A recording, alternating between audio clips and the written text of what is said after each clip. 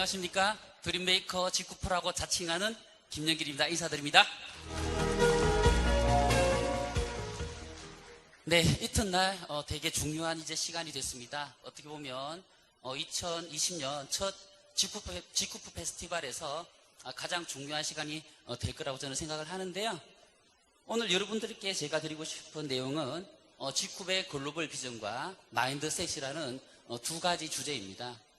먼저 글로벌 비전이 어떻게 진행될 것인지에 대한 여러분들의 비전들 마음속에 새길 수가 있고요. 그런 비전을 내가 어떻게 담아내서 내 걸로 만들 것인가 하는 그 주제가 바로 이어지는 마인드셋입니다. 시간이 촉박한 관계로 바로 본론으로 들어가겠습니다. 저는 직구의 비전을 이렇게 정리를 해봤습니다. 한번 마음속으로 한번 읽어보세요. 더불어 살아가는 상생의 소비 생태계, 유통 생태계를 만들어 소비자들에겐 최대한의 혜택을 주고 사람들의 삶을 업그레이드 시키고 꿈을 꾸는 사람들에게는 진정한 자유를 선사할 세계 초인류 기업이 되는 것.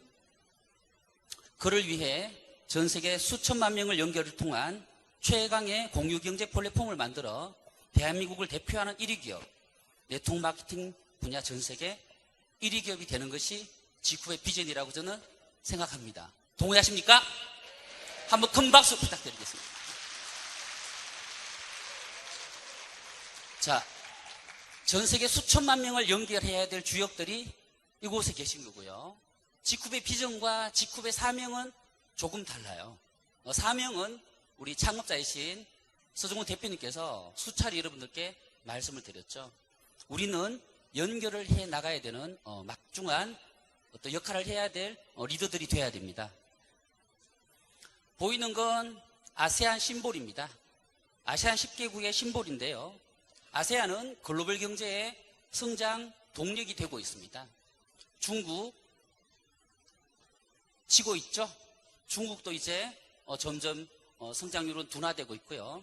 미국, 유럽, 일본을 비롯한 그 어떤 나라들도 이 아세안 국가만큼 핫한 나라가 없습니다.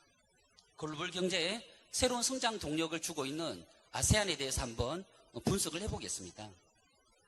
보이는 건 아세안 10개국입니다.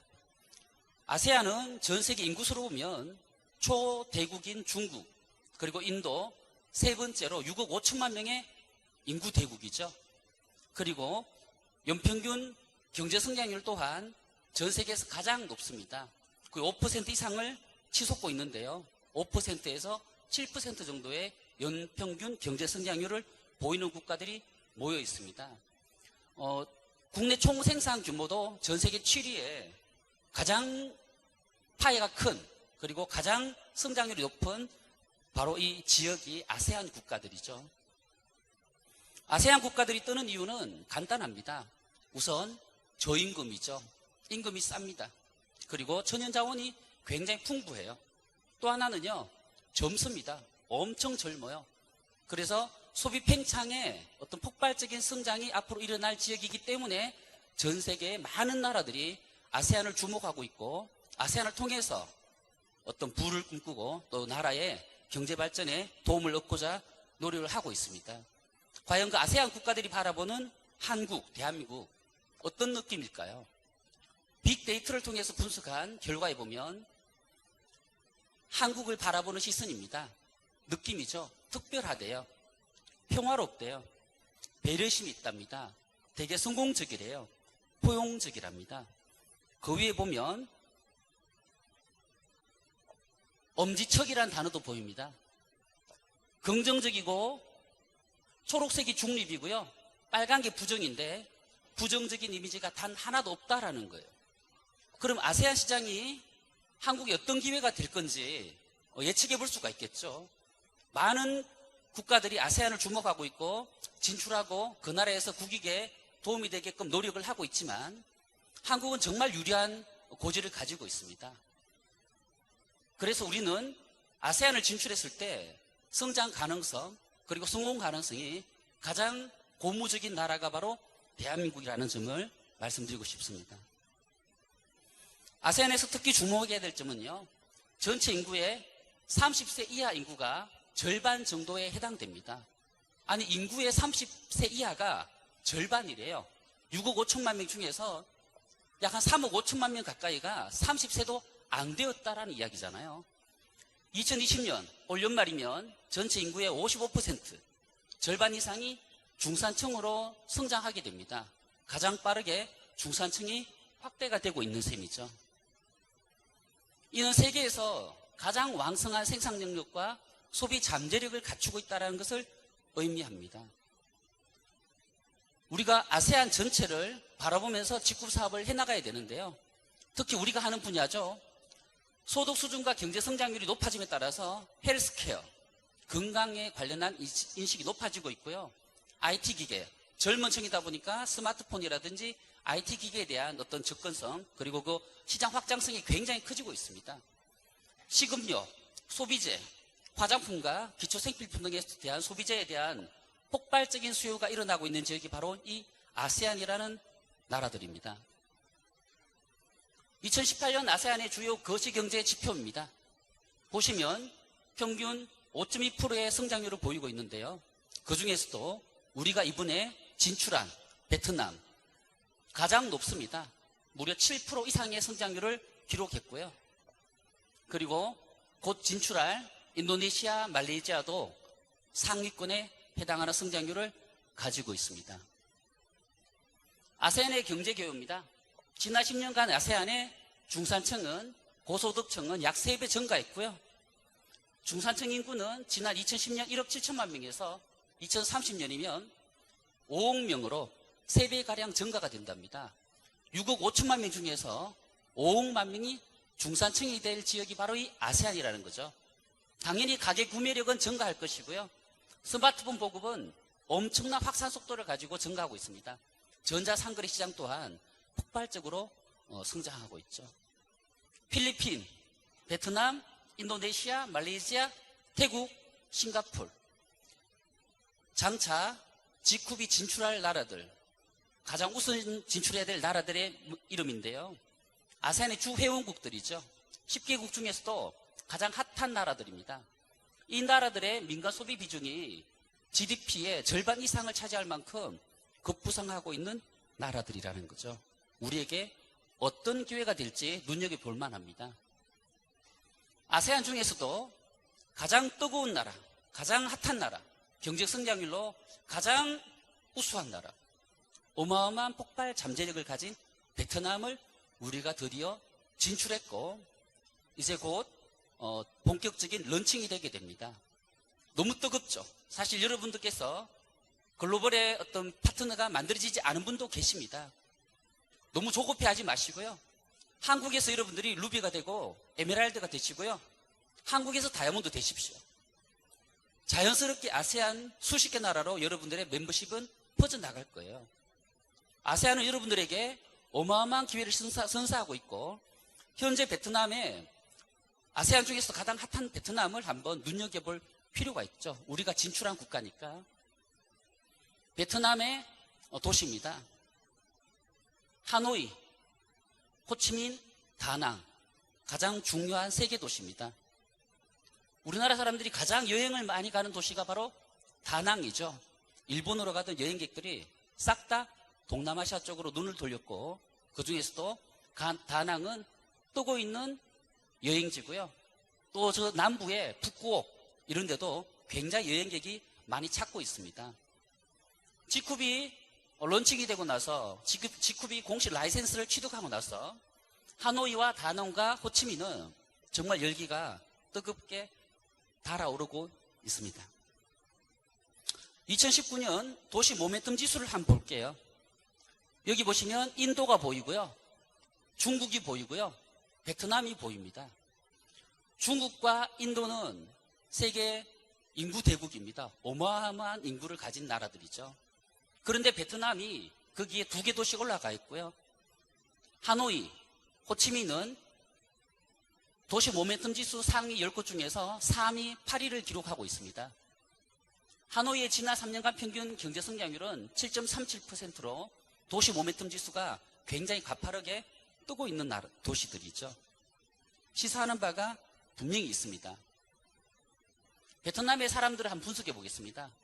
인구는 9,500만 명에 이르고요.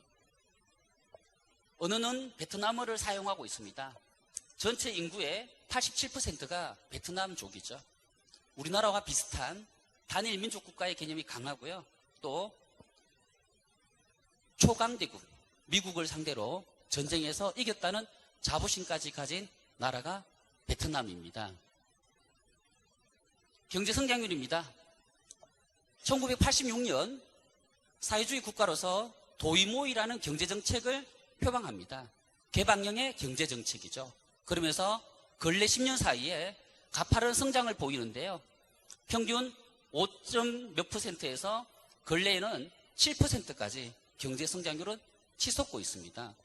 전 세계에서 가장 높은 경제 성장률을 보이고 있고요. 베트남 1인당 GDP 분석입니다. 현재 베트남은 국민 1인당 평균 소득이 약 3천만 원입니다. 연간. 우리나라가 국민 1인당 연간 소득이 3억이잖아요. 그럼 우리나라의 10분의 1 수준에 아직은 경제 성장이 그렇게 커진 나라는 아닙니다. 그런데 눈여겨볼 점은 뭐냐면 향후 불과 몇 년 후에죠. 2030년. 10년 후에 지금의 3천만 원이 1억의 소득이 평균 소득이 된다고 합니다. 굉장히 가파르게 성장하는 건 당연히 예측이 되는 부분이고요. 또 하나 주목할 건 1인당 GDP는 우리나라의 10분의 1 수준인데 소비력은요. 우리나라의 거의 절반 가까이 와 있다라는 점에 주목할 필요가 있어요. 저 어떤 소득으로 소비 수준은 대한민국이 쓰는 것보다 약 한 배 정도 높은 소비 지출을 보인다라는 건데요. 소득이 낮은데 왜 이렇게 왕성한 소비를 할까요? 그건 스마트폰 보급과 경제 성장률에 따른 어떤 미래 전망의 낙관적인 사고들, 그리고 젊은 층들이기 때문에 내가 나이가 들어서 얼마든지 내가 노후를 준비하고 돈을 벌 수 있다라는 그 자신감들이 반영이 되어 있습니다. 특히 전 세계적으로 보면 스마트폰 보급이 가져온 세계의 변화는 욜로족의 탄생이에요. 욜로족이 뭐예요? Only your life once. 네, once life죠. 네. 그러니까 인생이 한 번밖에 없다라는 어떤 그런 의미를 가진 족들인데요. 이 욜로족들의 어떤 소비 행태를 보면 미래를 위해서 알뜰살뜰 저축하는 그런 어떤 삶을 사는 게 아니라 현재의 삶에 충실하고 현재의 삶에 더 행복을 추구하는 어떤 소비 행태를 얘기합니다. 어떤 남을 위해서가 아니라 자기의 행복을 위해서 지금 벌어들인 소득을 많이 쓰면서 본인의 문화생활 또 사회적 욕구를 충족하고자 하는 세태를 얘기합니다. 하나적인 어떤 문화의 현상인데요. 이런 욜로족 탄생 또한 동남아시아 시장 전체가 지금 스마트폰 보급률 때 지금 보급 때문에 빚어진 하나의 사회적인 소비 지출의 어떤 큰 모멘텀을 일으키게 된 계기가 되고 있습니다. 베트남의 인구 구성비입니다. 완전 항아리형이죠. 황금 비율이라고 얘기하는데요. 전체 인구의 40대 49세까지 인구가 무려 75%에 이릅니다. 그리고 소비와 생산의 주력층 20대에서 49세까지의 인구가요. 전체 인구의 50%입니다. 1억에 가까운 인구인데 그중에서 5천만 명이 이 20세에서 49세의 소비 주력층이라는 거죠. 또 출산율도 떨어지지 않고 계속 성장하고 있는 추세고요. 2025년이면 1억 명을 드디어 돌파하는 초거대 국가로 진입하게 됩니다. 베트남 인구 구성비는 향후 2040년까지 이 항아리형 비율을 유지할 걸로 베트남 정부가 예측하고 있습니다. 2040년 아직 20년 남았습니다. 그렇죠? 어마어마한 시장이라는 걸 여러분들이 직감하실 수 있고요. 현재 인구 중에서 우리 직후비 진출해서 베트남 시장에서 얻고자 하는 건 베트남 네트워크 1위 기업입니다. 저는 당연하다고 보고 있고요. 전체 인구의 8%, 약 800만 명의 유저를 우리가 베트남에서 만들 수 있다고 저는 자신합니다. 그래서 우리에게는 베트남 시장은 굉장히 중요한 요충지자 동남아시아 시장의 첫 번째 성공 사례가 될 나라입니다. 반면 한국은 어떻죠? 우리는 팽창 사회를 건너서 제로섬 사회를 지나왔습니다. 이제 수축 사회로 돌입했죠. 20세에서 49세까지 주력 소비층과 생산 가능한 그 소비 파워를 가장 가진 세대들이 향후 9년간 500만 명이 사라집니다. 이미 팽창사회 시기에 전국에 깔린 그 상권들 또는 제조기업들 또는 아파트들 수축사회로 변하면서 어떤 변화가 일어날까요? 이미 공급은 과잉이 되어 있는데 절대 소비층이 500만 명이 사라져버리죠. 갑자기. 불과 10년 안에. 당연히 수축사회이기 때문에 망해 나갈 겁니다. 경쟁이 치열해지고요. 내 먹고 살기 바빠서 이기심이 가득할 수도 있는 위기를 겪고 있는 게 바로 이 대한민국이죠. 다시 얘기하면 우리나라의 먹거리는 저는 아세안 국가들에 있다. 이렇게 보고 있는 거죠. 거기에서 우리 직급이 추구해 나가는 건 한국에서는 수축사회이기 때문에 가성비, 가심비, 무독성으로 유저를 만들고 한국에서 100만 명, 200만 명, 300만 명의 직구퍼들을 탄생시켜야 되고요. 국내 1위 기업이 당연히 돼야 됩니다. 그리고 그 유저들을 중심으로 아세안 국가들이 앞으로 향후 직후배 50년 먹거리가 된다는 게 제 분석이고 제 판단입니다. 어떠세요? 좀 가슴이 뜨겁지 않습니까? 우리에게 동남아시아 시장은 정말 큰 비전을 주고 있고요. 우리는 나갑니다. 수십 개국을 나갈 거예요. 중국도 나가게 됩니다. 인도도 나가게 됩니다. 전 세계에서 잘 나간다 하는 나라는 우리가 안 나갈 이유가 없고 못할 이유가 없어요. 그리고 또 서정훈 대표님의 머릿속에 그림을 그리고 있는 그림을 저는 어느 정도 읽고 있는데요. 우리가 향후에 멤버십이 커지잖아요. 우리가 할 게 많습니다. 렌탈 조금만 기다리세요. 우리가 한국에서 멤버십만 늘려나가면 해주실 분이십니다. 직후에 못할 게 뭐가 있어요? 두려울 게 뭐가 있습니까? 이 정도 가치와 이 정도 비전을 가지고 세계적으로 가장 최고의 기업이 될 회사이기 때문에 우리는 이 회사의 미래 비전을 정확하게 믿고 그냥 가시면 됩니다. 이렇게 멋진 비전에 여러분이 탑승하셨는데 과연 여러분들의 성공, 개인적인 성공, 회사가 아무리 커져도 내가 정체가 되고 내가 머물러 있다라면 의미가 없어요. 그럼 뭐 해야 되죠? 바로 필요한 건 마인드셋입니다.